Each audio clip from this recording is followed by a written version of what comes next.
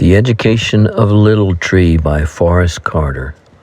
Chapter 1, Little Tree. Ma lasted a year after Pa was gone. That's how I came to live with Grandpa and Grandma when I was 5 years old. The kinfolks had raised some mortal fuss about it, according to Grandma after the funeral. There in the gullied backyard of our hillside shack, they had stood around in a group and thrashed it out proper as to where I was to go, while they divided up the painted bedstead and the table and chairs. Grandpa had not said anything. He stood back at the edge of the yard on the fringe of the crowd, and Grandma stood behind him. Grandpa was half Cherokee and Grandma full-blood. He stood above the rest of the folks, tall, 6'4", with his big black hat and shiny black suit that was only worn to church and funerals. Grandma had kept her eyes to the ground, but Grandpa had looked at me over the crowd, and so I had edged to him across the yard and held on to his leg and wouldn't turn loose.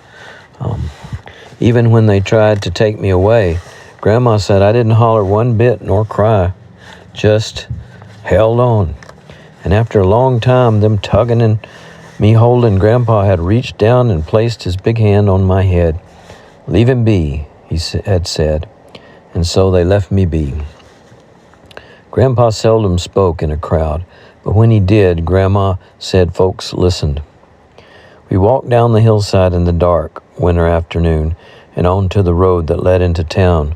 Grandpa led the way down the side of the road, my clothes slung over his shoulder in a tow sack.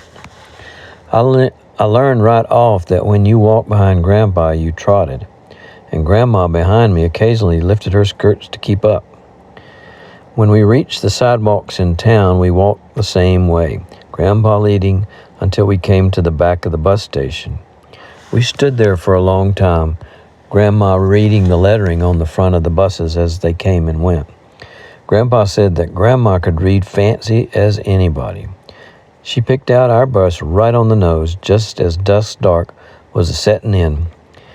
We waited until all the people were on the bus, and it was a good thing because trouble set up the minute we set foot inside the door. Grandpa led the way, me in the middle, and Grandma was standing on the lower step, just inside the door. Grandpa pulled his snap purse from his forward pants pocket and stood ready to pay. "Where's your tickets?" the bus driver said real loud, and everybody in the bus sat up to take notice of us. This didn't bother Grandpa one bit. He told the bus driver we stood ready to pay, and Grandma whispered from behind me for Grandpa to tell where we were going, and Grandpa told him. The bus driver told Grandpa how much it was, and while Grandpa counted out the money real careful, for the light wasn't good to count by, the bus driver turned around to the crowd in the bus and lifted his right hand and said, "Howl," and laughed, and all the people laughed. I felt better knowing about it, knowing that they was friendly and didn't take offense because we didn't have a ticket.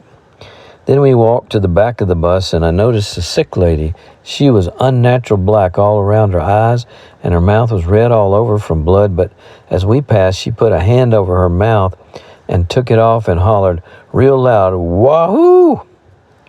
But I figured the pain must have passed right quick because she laughed and everybody else laughed. There was a man sitting beside her, and he laughed too, slapped his leg. He had a big shiny pin on his tie, so I knew they was rich and could get a doctor if they needed one. I sat in the middle between Grandma and Grandpa, and Grandma reached across and patted Grandpa on the hand, and he held her hand across my lap. It felt good, and so I slept. It was deep into the night when we got off the bus on the side of a gravel road. Grandpa set off a walk, and me and Grandma behind. It was cracking cold. The moon was out like half of a fat watermelon and silvering the road ahead until it curved out of sight.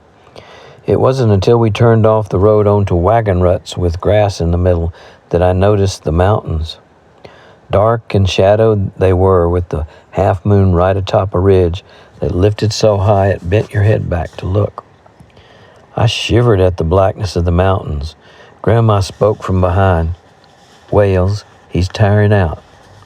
Grandpa stopped and turned. He looked down at me, and the big hat swallowed his face. "It's better to wear out when you've lost something," he said. He turned and set off again, but now it was easier to keep up. Grandpa had slowed down, so I figured he was tired too. After a long time, we turned off the wagon ruts onto a foot trail and headed dead set into the mountains. Seemed like we'd come straight up against a mountain, but as we walked, the mountains seemed to open up and fold in around us on all sides.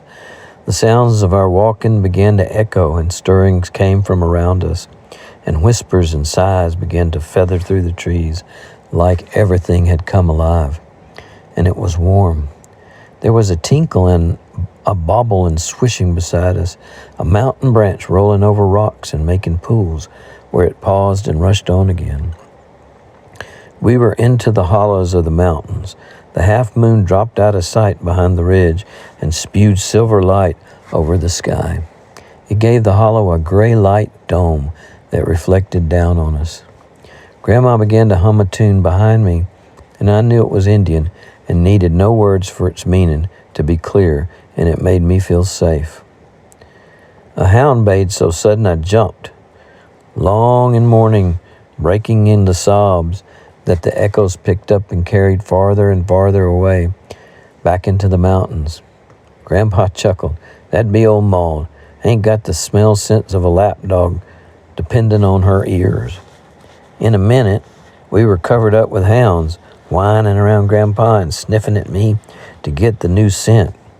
Old Maud bayed again right close this time, and Grandpa said, "Shut up, Maud." And then she knew who it was, and she came running and leaping on us. We crossed a foot log over the spring branch, and there was the cabin, logged and set back under big trees with the mountain at its back, and a porch running clear across the front. The cabin had a wide hall separating the rooms. The hall was open on both ends. And some people call it a gallery, but mountain folks call it a dog trot because the hounds trotted through there. On one side was a big room for cooking, eating, and setting, and across the dog trot on the other side were 2 bedrooms. One was Grandpa and Grandma's, the other was to be mine. I laid out on the springy softness of a deer-hide webbing, stretched in the frame of hickory posts.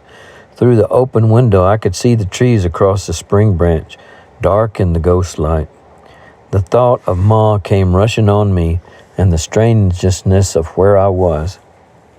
A hand brushed my head. It was Grandma, sitting beside me on the floor, her full skirts around her, the plaited hair streaked with silver falling forward of her shoulders and into her lap. She watched out the window too, and low and soft she began to sing.